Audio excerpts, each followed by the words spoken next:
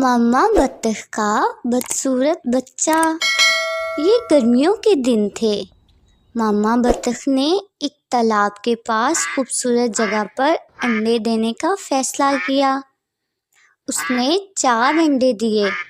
ماما بطخ نے محسوس کیا کہ 4 انڈوں میں سے ایک انڈا تھوڑا بڑا اور الگ رنگ کا ہے۔ ماما بطخ نے انڈے پھوٹنے کا انتظار کیا۔ پھر آخر کار ایک صبح ماما بطخ نے دیکھا کہ اس کے 3 انڈوں میں سے بچے نکل آئے۔ وہ 3 بچے بہت ہی خوبصورت تھے۔ بچے انڈوں سے نکلتے ساتھ ہی بولنے لگے، پی پی پی پی۔ ماما بطخ بچوں کو دیکھ کر بہت خوش ہوئی، مگر وہ چوتھے انڈے کو دیکھ کر حیران تھی کہ وہ کیوں نہیں پھوٹ رہا۔ وہ چوتھے انڈے پر بیٹھ گئی اور کہنے لگی، ضرور یہ والا بچہ سب سے زیادہ خوبصورت ہوگا، کیونکہ یہ باہر آنے میں بہت وقت لے رہا ہے۔ پھر اچانک وہ بڑا انڈا پھوٹنا شروع ہو گیا اور اس میں سے ایک سرمئی رنگ کا بچہ نکلا۔ ماما بطخ کو اپنا یہ بچہ دیکھ کر بہت حیرانگی ہوئی۔ وہ باقی بچوں جیسا نہیں تھا۔ اسے وہ بہت بدصورت لگا، لیکن پھر بھی وہ اسے اپنے ساتھ لے گئی۔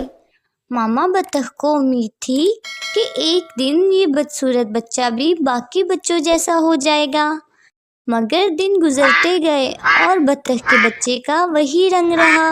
اس کے بہن بھائی اس کا بہت مذاق اڑاتے اور وہ سب اسے پسند نہیں کرتے تھے، نہ اسے اپنے ساتھ کھیلنے دیتے تھے۔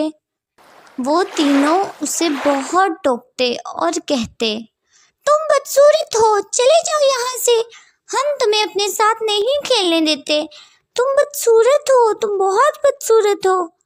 وہ تینوں اس پر ہنسنے لگے۔ بطخ کا بچہ بہت اداس ہو گیا۔ وہ تالاب کے پاس گیا اور غور سے اس میں اپنی شکل دیکھنے لگا اور بولا، کوئی بھی مجھے پسند نہیں کرتا، میں بہت بدصورت ہوں۔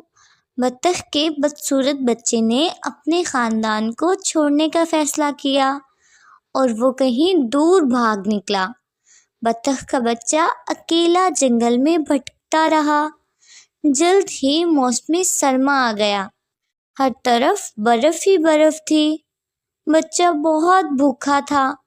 وہ اس سردی میں اپنے لیے کھانے کے لیے خوراک اور رہنے کے لیے گرم جگہ نہیں تلاش کر سکا۔ آخر کار وہ ایک بطخ کے خاندان کے پاس گیا۔ انہوں نے اسے وہاں سے نکال دیا۔ تم ایک بدصورت بطخ ہو، ہم تمہیں اپنے ساتھ نہیں رکھیں گے، چلے جاؤ یہاں سے بدصورت مخلوق۔ بیچارہ بطخ کا بچہ وہاں سے چلتا ہوا مرغی کے گھر گیا، مگر مرغی نے بھی وہاں سے بھاگ نکالا۔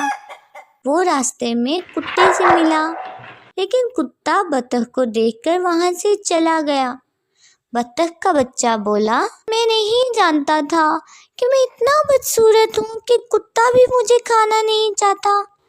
بدصورت بچہ پھر جنگل میں بھٹکنے لگا۔ پھر موسم بہار آ گیا۔ ایک بار پھر سب چیزیں تر و تازہ اور ہری بھری ہو گئی۔ اب اس کا رنگ تھوڑا تھوڑا سفید ہونے لگا۔ وہ چلتا گیا اور چلتا گیا۔ جلد ہی وہ ندی کے پاس آیا۔ اس نے ندی میں کچھ راج ہنس دیکھے۔